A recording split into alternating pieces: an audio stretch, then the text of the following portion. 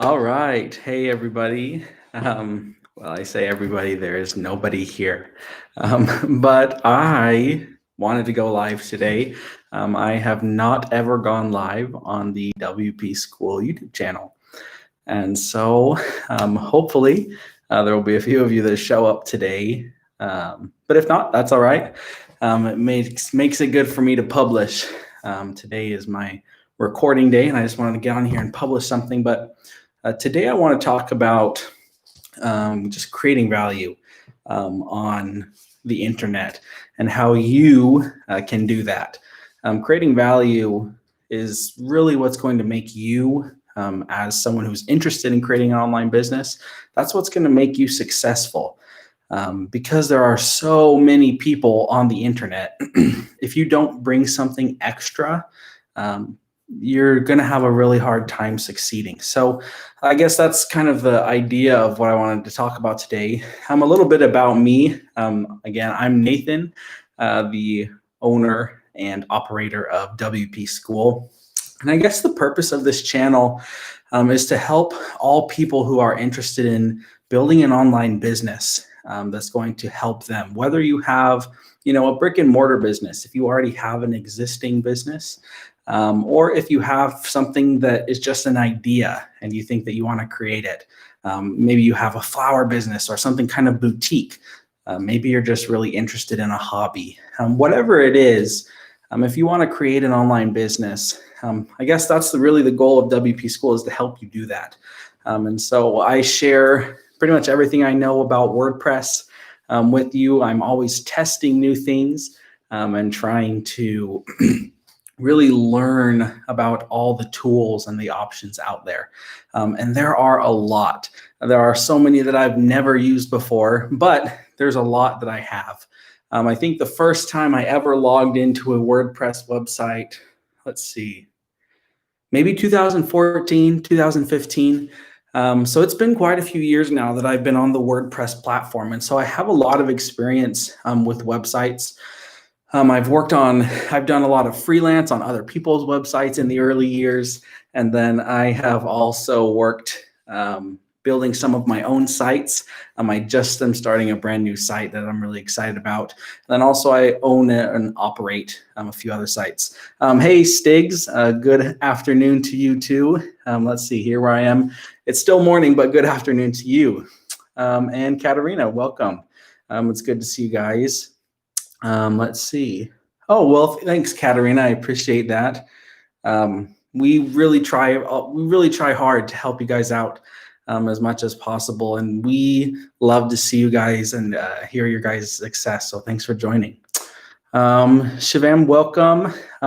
Thank you. I appreciate it. I feel very nervous to be on YouTube. Like I said, I'm a WordPress guy really by nature. So YouTube isn't my forte, I'd say, but it's a great opportunity for me to share a little bit of what I know. Hello from Canada, Anne. Welcome to the live stream, and Christy. It's good to see you guys.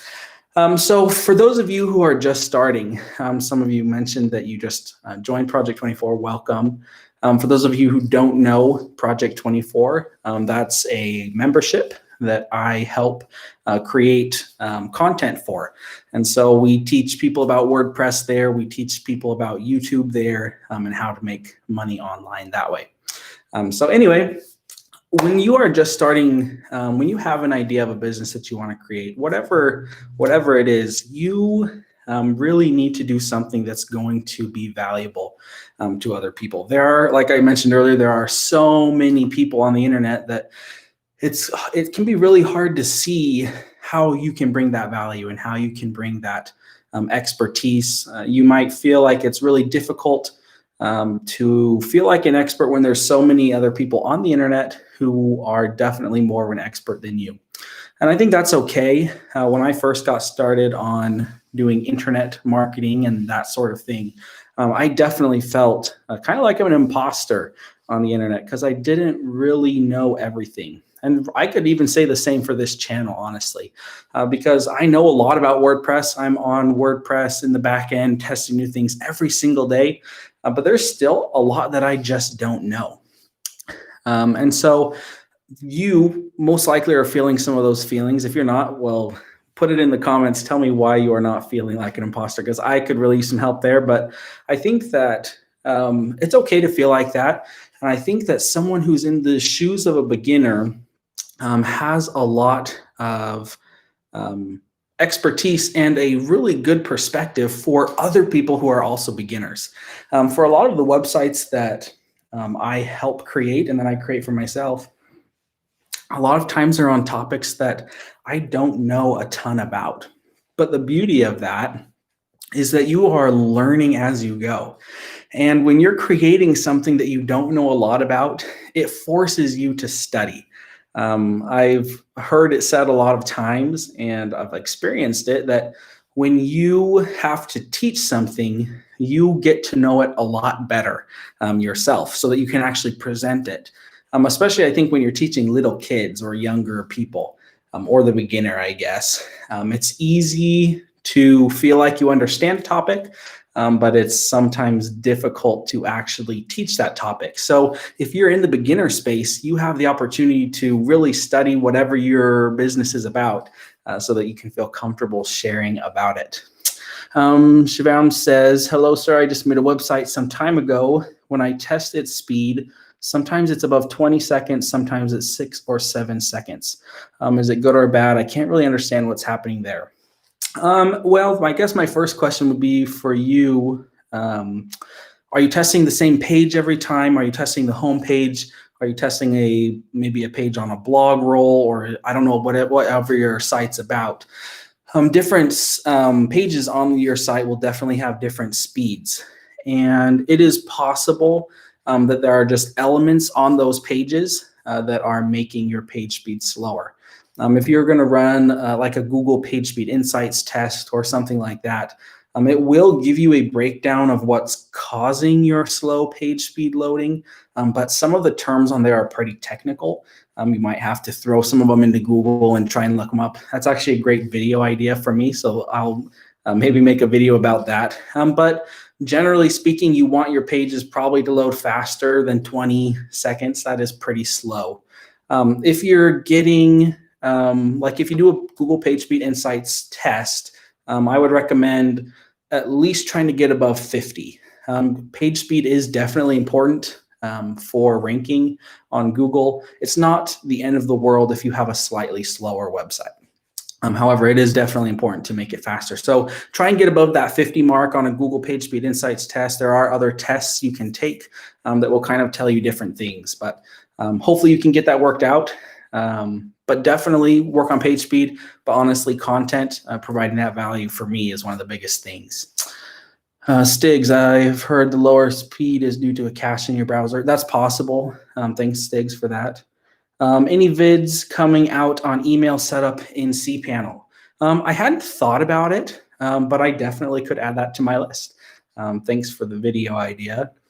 Mower Man, hey, welcome, Mower Man. I recognize you. You've been around in the comments. Good to see you today. Why is Search Console down? I have been reading a few articles about Search Console and what Google is doing with that. I just read an article today on Search Engine Journal. I don't know if this is related. It might be totally unrelated. So if it is, I apologize. But I read that they are working on some sort of project where they can index certain parts of a page. Right now, or generally speaking, they are indexing pages based on the entire page. Looking at the entire page and how that affects ranking. Anyway, right now they're looking at the entire page, but they're working on something that they say is new, where they can actually index and look at specific parts of a page to identify how it's relevant to specific search topics. So I don't know if that has anything to do with Search Console being down. It wouldn't surprise me because they are working on some big things there. So it's possible. Let's see, so fine. Sorry if I mess up your name there. When we start counting the 8 months to start ranking, is it the end of posting or the domain buy? It's from the date you posted. The article that you write, if I buy a domain, but then I wait a month to post my first article, it's from the date that you post your first article. So your content will generally rank about 8 months from the date it was posted. Now that is definitely give or take. We've had some articles rank in like 5 months, 4 months, but we've also seen articles that were in a YMYL space, and they took 12 months to rank, 13 months. So it just depends, but generally 8 months from time of posted. Excuse me. Let's see. Shivam, thank you. I appreciate it. Like I said, I'm not super comfortable on video, but I appreciate your guys' support. I really, really appreciate it. Same, Sophie, thank you so much. Katerina asks, Nathan, could you please tell me what you think about a blog in the wide home niche? Try some things out and see what articles work and which don't. I'm scared it's too wide of a niche for a new website. Home, I guess I'm not quite sure what you mean there. Do you mean like homesteading, like houses, like real estate? I'm not sure. It might be a little bit broad of a topic. What I would suggest is as you search for topics to write on, try to find really niche questions, very small questions where you feel like there's not a lot of search volume, where only a few people might ask it. But take those, and generally on the search result page, you'll see those. And you'll a lot of times see forums, things like that there. So home niche, it might be a little bit broad, maybe try and niche down just a little bit.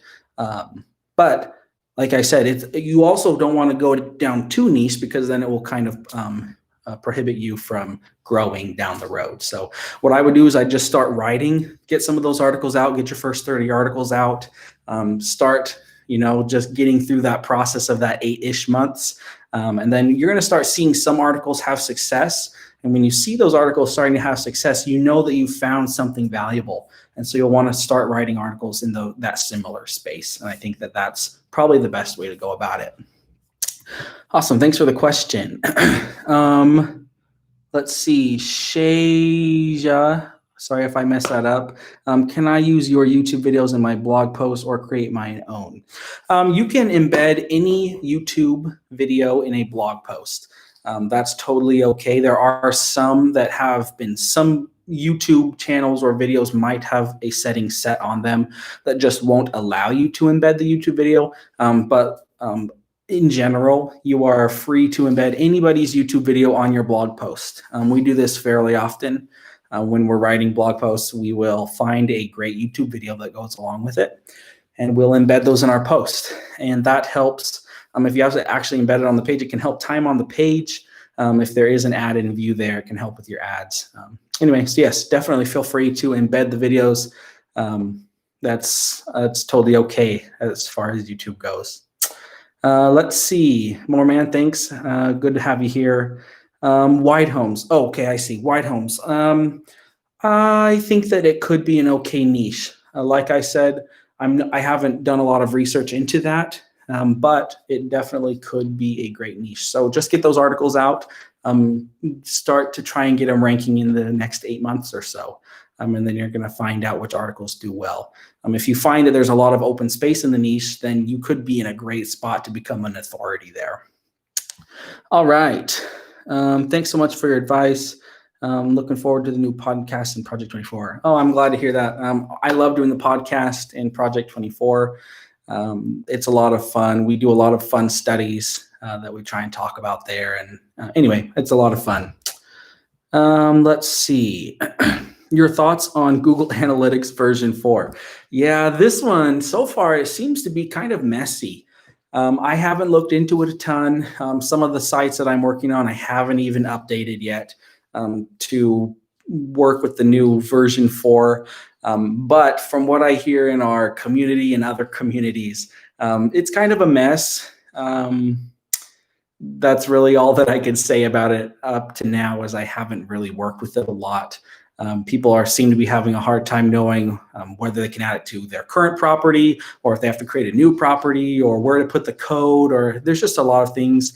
I know for us personally, we have created the Akabato theme, and we're working with our developers now to make a patch so that the analytics code that you have to add now will actually work well and it won't show up in your header. So anyway, it's kind of a mess right now. I think that over the next few weeks, things will smooth out as people make patches and adjustments on all of their plugins and themes and that sort of thing. So I'm sure Google's always working on new things. They have some things up their sleeve. And so they're just testing. We're the guinea pigs, and they test stuff on us all the time. So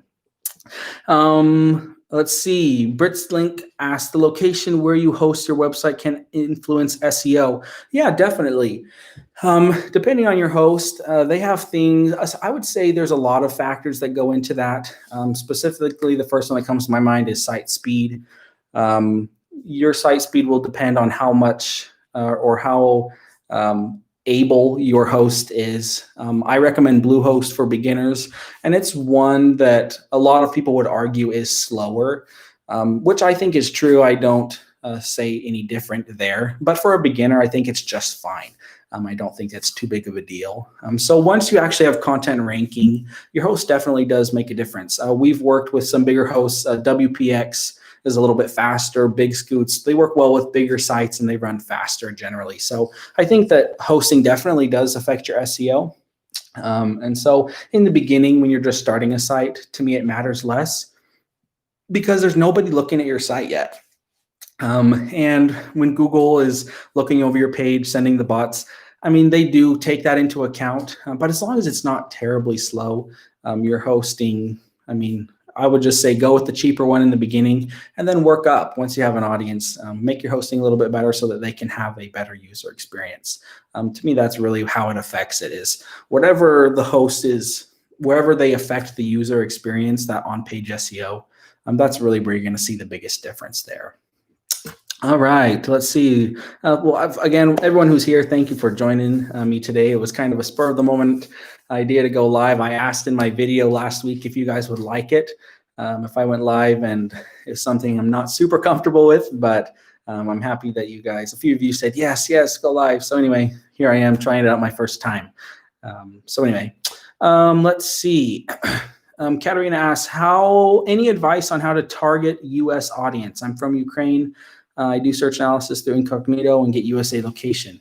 Anything else I can do? I think that's great. The way that you're doing it right now, it's great to see searches, search volume, search interest from this side of the world in the US. That's probably your best bet is during that search analysis process. I was just looking a little bit into Google Trends today. And I guess that doesn't help specific with topics, but if you're trying to decide a new topic to start a site on, you can set your Google Trends in a location, and you can even do like web search versus YouTube search. So those were a few things that were new to me that I just hadn't even looked at. So I think to answer your question, yeah, just look at it, try and identify what US traffic is interested in. And I think the other thing is the voice of your writing. That one could be really big. And I know it's difficult maybe to find someone who is a native English speaker. I don't know if that's an issue or not. But there are some little things that US speakers will find a little bit odd if it is written in a slightly different English. Even like UK English is slightly different than American English. Theirs is much more proper than ours is. And so even little differences like that can be off-putting to a reader. Personally, it doesn't bother me if I read articles written by someone in a different country. But for some US audiences, it could be. So if you do have the ability to find a native US English speaker to write for you, then that could also help you there. Let's see. Moreman, is there an easy way in WordPress to count how many words you have written in all the posts together? That's a good question. I don't think there is. I did just read today on a WordPress news site that WordPress did just release a new version of their Gutenberg editor. So it's a possibility. Maybe there's something in there, but as far as I know, there's just not a good way to know your total word count. I know that our developers that I work with, they were able to write script and code that I think did do that for us. It's not publicly available. We just use it in one of our tools here. But I don't think WordPress provides that. You just probably have to go into every post and look at the little I, click on it, and then just add up from there. So if you have an older site with a lot of posts, that could be a pain to go through and do. One thing that you might do, I know that there are some plugins, maybe browser add-ons that you could actually go onto the front end of your site, and you might be able to have a browser add-on that like scrapes over your page and looks how many words have been written and so forth. But I'm not sure. That's a good question. Christian, hello from Sweden. Welcome, Christian. Sweden, that's a little bit of a special place to me. My great-grandmother was born in Sweden, and so I hope to visit there someday. So welcome. I am interested in starting a YouTube channel about WordPress in Swedish as niche and wonder what tech gear you are using right now, what camera lighting, etc. Good question, Christian. Right now, my gear that I'm using is just my laptop. Well, for this live, I'm just on my laptop. You can see I'm just using the lighting from the windows here. Hopefully it looks all right. It's probably a little bit grainy. I'm just on Wi-Fi. I'm not hardwired in to our internet. But for now, I'm just using my laptop here. And then on a regular day, let's take a little field trip. On a regular day, I'm using, sometimes I use this light. This is a ring light. You can get those for fairly cheap online. I don't use that too often. Most of the time, you'll recognize my recording room here. Most of the time, I'm using this camera. This is a Sony a6600, and it's a great camera, but it is definitely a little bit expensive. And I don't think you need to go that high of quality to start a YouTube channel. I would recommend, if you don't have the means to use that type of equipment right now, then I would just use your phone. Right in today, there's a lot of great phones that have great cameras. So I would do that. And then for lighting, usually I'll use, just like an orb of light, but you can see it's just a small panel light where I can adjust the brightness. I can adjust the warmth and the coolness of the light. So that's really all I use for lighting. And then the windows, I like to use windows a lot. And then I use a little Tascam. That's the DR10L. That's for my microphone. It's just a nice little lavalier microphone. I think the microphone runs $200. The camera, $1,000 to $2,000, and then the light maybe $50 to $100. So it is kind of an expensive setup here, but I don't think that you need that setup at all. I think that you can do well without it. It just happens to be what I use here in the office. So I hope that helps. If you do want to know the rest of the gear that I use and recommend, you can go to incomeschool.com/recommendations, and we have all of our recommendations there. All right, Grant, Hanford Moorman. Oh, ask me a question, Moorman. Sorry, Moorman, you can answer that one. Okay, Stiggs, Aussie English is rough. I love an Australian accent, I have to say. I've worked with a couple Australian guys, and I think they're great. Ann McDonald, I said yes to the live. Hey, Ann, thank you for saying yes. I appreciate you guys being active in the comments. It really helps. You can probably tell that I am not so great on video, but I really do appreciate you guys watching the videos. It really does help. We are at like 1,700 subscribers, which is crazy. I started the channel in April, and we are just growing like crazy. I'm really, really excited about that. We're coming up on 2,000 subscribers, so maybe I'll have to do another live when we hit 2,000. And then overall, the channel is just doing really well. One thing I'm noticing is that you guys like the news stories a lot better than you like the tutorials. But if you have any video ideas, feel free to throw them in any comments on the videos. I may not respond, but I'll definitely note them down. All right. Let's see here. Sufain says, I received 20% of USA traffic on my new English website. Niche tutorials, is that okay? Also, I use Grammarly. Grammarly is a great tool. We use that, and they do a pretty good job. Sometimes there are some things that they recommend that I just think are totally off, but generally speaking, they do a great job.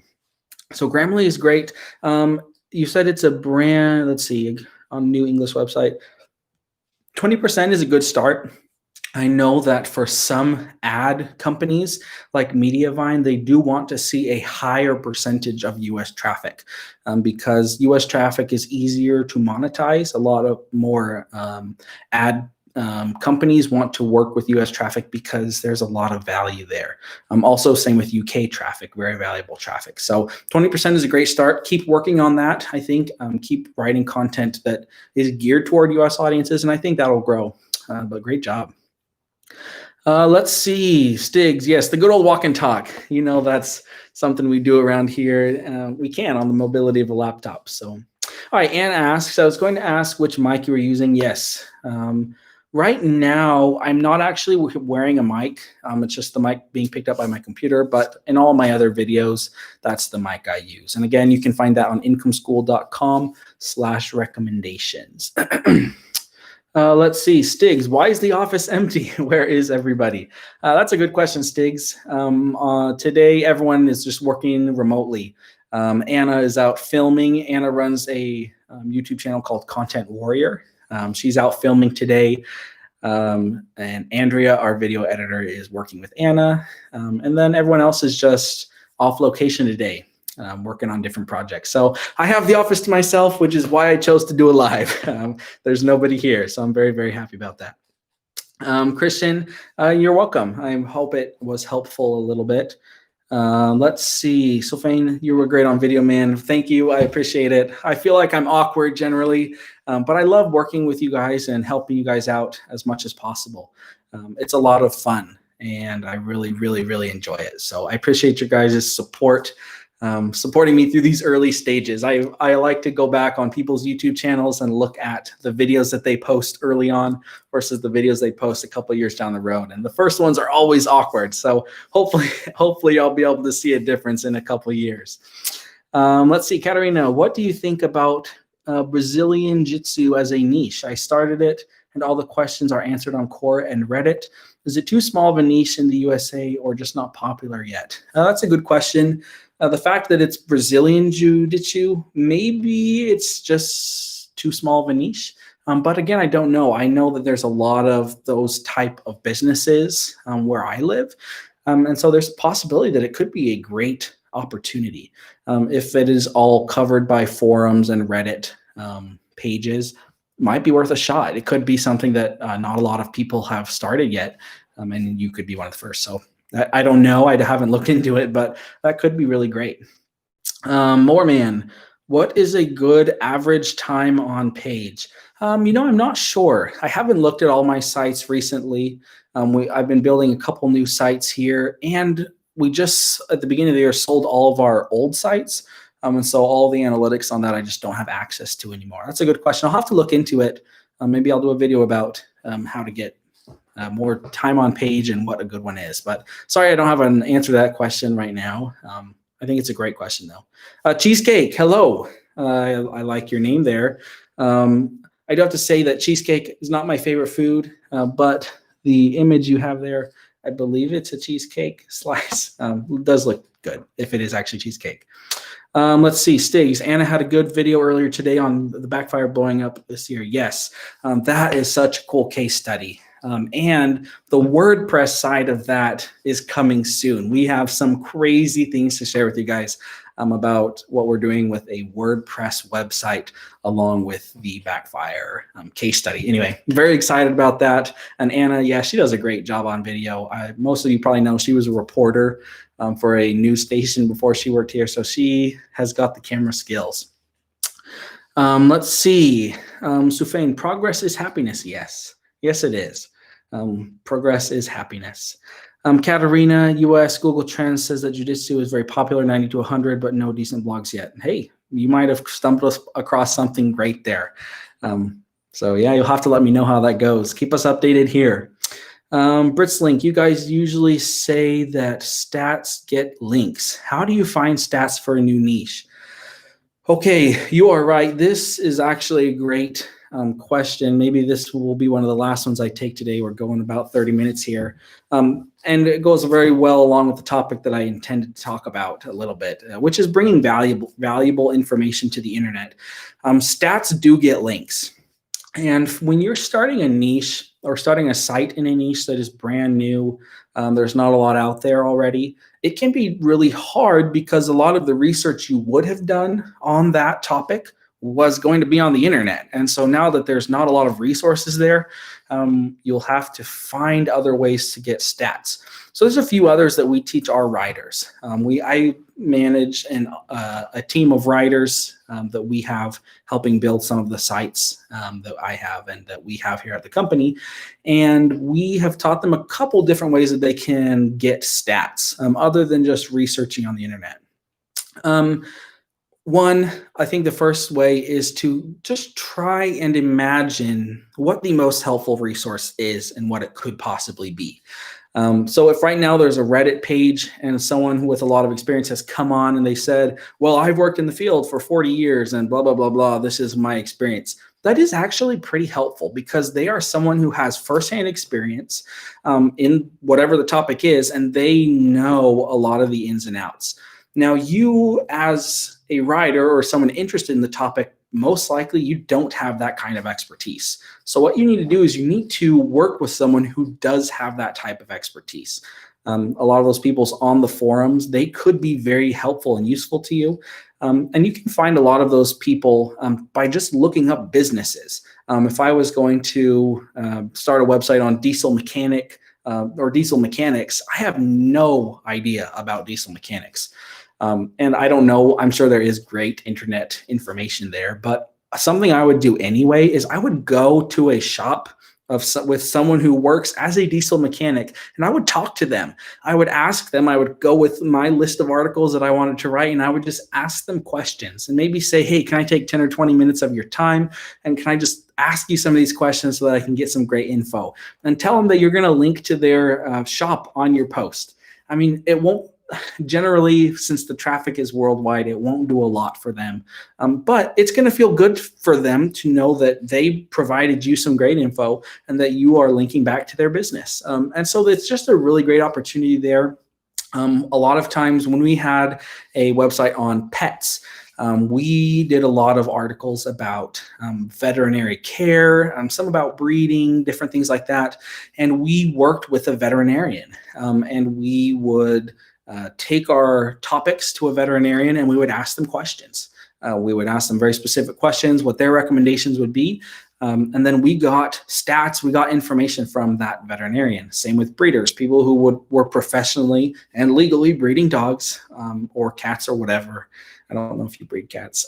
Anyway, we would talk to the breeders and they would give us information that was firsthand experience, and then we would cite them. And so there's just so many good ways to get research. Another way, if you're working with products, a lot of people don't want to take the investment to buy 5 of the products. But a lot of times, if you buy 5 hiking backpacks and you write an article about the top 5 hiking backpacks that you've personally used, then that is a great way to find original research. Anyway, I could talk all day about original research, finding stats to get links. But what happens is when you do provide those statistics is that people look up the question, they find your resource because it's the best resource and you have ranked now. And then when they go and they cite or they talk about your statistics, they have to cite you or else they are breaking, they're taking and stealing your information. So they have to link to you. So when you provide stats on an article that belong to you, you will naturally and organically get links. It's such a cool way. And it provides the best user experience. It provides the best experience for everybody who looks at the posts. All right, let's see here. Christy, the stream has been so helpful. Thank you, I appreciate that. I'm trying my best. Some of the tools over there, not paying 100. Oh, I think you're talking about Ahrefs maybe. I'm missing this conversation here. WordPress versus Shopify for e-commerce. I have started looking into some e-commerce things. I'm not super far into it yet, so I'm not going to give an answer yet. There will be a video coming out in the future about that. I'm sorry, I don't have a great answer there. Thanks for stepping out of your comfort zone and helping us. You're welcome. If you enjoyed it, I hope that you enjoyed it anyway. If you have enjoyed it, let me know on some of the other comments on the video, and maybe I'll do another live, maybe when we get to 2,000 subscribers. That would be cool. I really appreciate you guys. Let's see. Thanks so much for the insights. You're welcome, Britzling. Cheesecake. Let's see. What strategies do you recommend for writing longer content, or could you make a video on it? I think that's a good idea. I'll add that to my video list. All right. cPanel vids, so confusing. All right, Stigs, I agree with you. I was in the cPanel this morning, and some of the things in there are driving me crazy. I think cPanel is supposed to be built for the everyday user. I think it's probably a step up from what developers are using, but still not super helpful. So I'll work on that. I'll have to study it a little bit more so I can be confident in the video. Let's see, is WordPress development market saturated? There's a lot of people doing it, but in every niche there are cracks. So if it's something you're interested in, if it's something you're passionate about, and if you have a lot of good information, then I would do it. All right, guys. Well, thanks for joining me on this stream. I was really happy to be with you guys. Thanks for the great comments here. I loved talking with you guys and being with you guys. If you have friends or family who are interested in starting an online business, doing something great there, let them know about this channel. Let them know about Project 24. It's such a great way to earn a passive income for yourself, for your family. It is such a fun thing. Also, it's just a great project to do in your spare time. Like I said, we're working on quite a few websites right now, and I'll talk about them in some of my future videos. All right, thanks guys. It was good to be here with you. Half an hour does fly. All right, well, we will see you guys in next week's video. Thanks for joining me on this live stream. See ya.